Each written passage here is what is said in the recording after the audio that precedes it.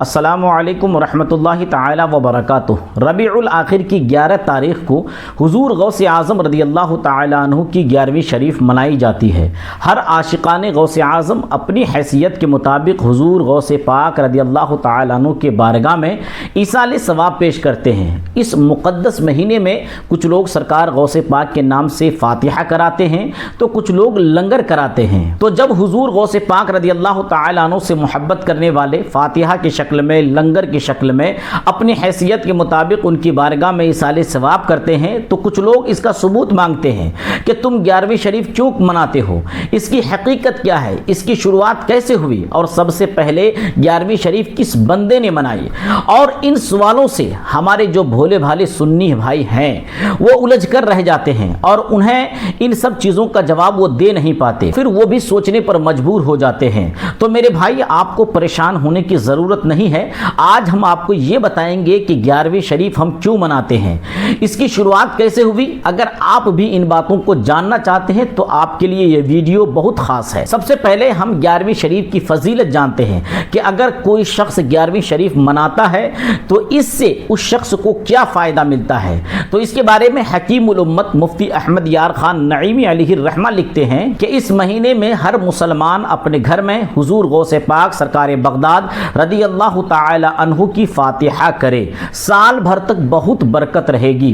اگر ہر چاند کی 11ویں شب کو یعنی 10ویں اور 11ویں تاریخ کی درمیانی رات کو مقرر پیسوں کی شیرنی مسلمان کی دکان سے خرید کر پابندی سے 11ویں کی فاتحہ دیا کرے تو رزق میں بہت ہی برکت ہوگی اور انشاءاللہ تعالی کبھی پریشان حال نہ ہوگا، مگر شرط یہ ہے کہ کوئی تاریخ ناغہ نہ کرے اور جتنے پیسے مقرر کر دے اس میں کمی نہ ہو، اتنے ہی پیسے مقرر کرے جتنے کی پابندی کر سکے۔ حضرت مفتی احمد یار خان نعیمی لکھتے ہیں کہ خود میں اس کا سختی سے پابند ہوں اور بے فضلہ تعالی اس کی خوبیاں بے شمار پاتا ہوں۔ حوالہ اسلامی زندگی صفحہ نمبر 133۔ تو یہ ہے 11ویں شریف منانے کی فضیلت۔ اگر کوئی شخص 11ویں شریف مناتا ہے تو اس کے گھر میں برکتیں آتی ہے۔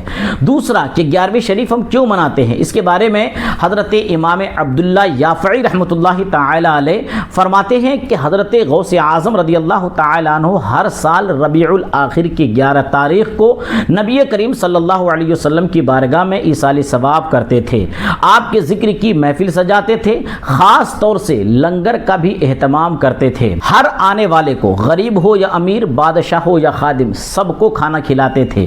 حضور غوث اعظم رضی اللہ تعالی عنہ خود فرماتے ہیں کہ میں نے تمام اعمال کے بارے میں تحقیق کی تو کھانا کھلانے سے بڑا عمل اور حسن اخلاق سے بڑی نیکی میں نے نہیں دیکھی۔ اگر ساری دنیا کی دولت میری ہاتھ کی ہتھیلی میں رکھ دی جائے تو میری خواہش یہی ہوگی کہ میں اس سے بھوکوں کو کھانا کھلاؤں۔ مجھے ایسا محسوس ہوتا ہے کہ میری ہتھیلی میں سوراخ ہے، کوئی چیز اس ہتھیلی میں ٹک ہی نہیں سکتی۔ اگر 1000 دینار بھی میرے پاس آ جائے تو شام ہونے سے پہلے میں سب خیرات کر دوں۔ تو اس واقعہ سے پتا چلا کہ 11ویں شریف منانے کا طریقہ خود حضور غوث پاک رضی اللہ تعالی عنہ نے شروع کیا اور یہ طریقہ لوگوں کے درمیان اتنا مقبول ہوا کہ حضور غوث اعظم رضی اللہ تعالی عنہ نے ہر مہینے کی 11 تاریخ کو اس عمل کو کرنا شروع کر دیا۔ پھر دھیرے دھیرے ایصال ثواب کا یہ طریقہ بڑے پیر صاحب یعنی سرکار عبد القادر جیلانی رضی اللہ تعالی عنہ کی 11ویں شریف کے نام سے مشہور ہو گیا اور آپ کا عرس مبارک بھی 11 ربیع الثانی کو ہی منایا جاتا ہے۔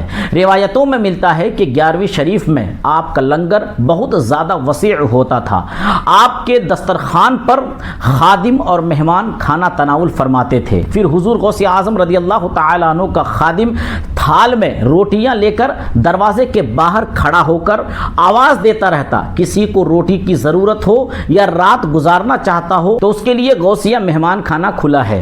جب حضور غوث اعظم رضی اللہ تعالی عنہ نے اس عمل کو کرنا شروع کیا تو اللہ تعالیٰ نے آپ کے اس عمل کو اتنا پسند فرمایا کہ آج کے دور میں غوث اعظم سے محبت کرنے والے ہر مہینے گھر گھر آپ کے نام کی 11ویں شریف مناتے ہیں اور خاص طور سے ربیع الاخر आखिर की 11 तारीख को 11वीं शरीफ के महीने में आपके विसाल के बाद भी खानकाह गौसिया में 11वीं शरीफ का ये सिलसिला जारी रहा।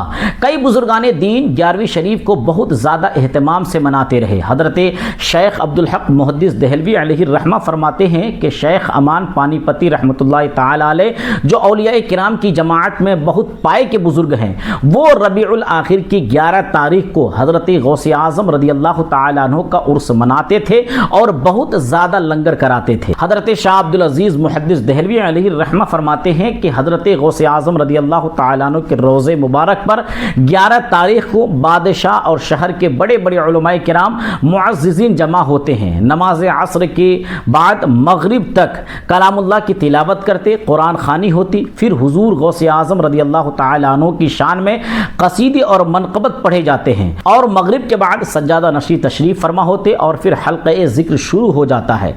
इसी हालत में बाज़ मुरीदीन पर वजद की कैफियत तारी हो जाती। उसके बाद खाना शीरनी जो नियाज तैयार होती तकसीम की जाती और नमाज इशा के बाद सब लोग रुखसत हो जाते।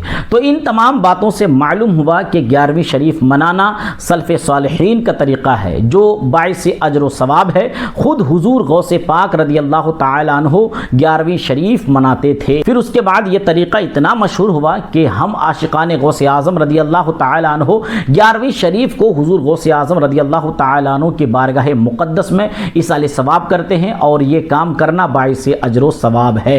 उम्मीद है कि आपको आज की ये वीडियो, आज की ये तमाम बातें समझ में आ गई होंगी। अगर ये वीडियो आपको अच्छी लगी हो तो अपने दोस्तों अहबाब तक ज़रूर शेयर करें और इसके अलावा कोई अगर आपका इस्लामी सवाल हो तो कमेंट्स में लिखकर हमसे ज़रूर पूछ सकते हैं। इंशाअल्लाह आपके सवाल का जवाब बिल्कुल कुरान और हदीस की रोशनी में ज़रूर दिया जाएगा। अगर आपने अभी तक हमारे चैनल को सब्सक्राइब न किया हो तो सब्सक्राइब भी ज़रूर कर लें ताकि मज़ीद इस्लामी मसाइल की मुस्तनद जानकारी हासिल कर सकें। अस्सलामु अलैकुम व रहमतुल्लाहि ताला व बरकातहू।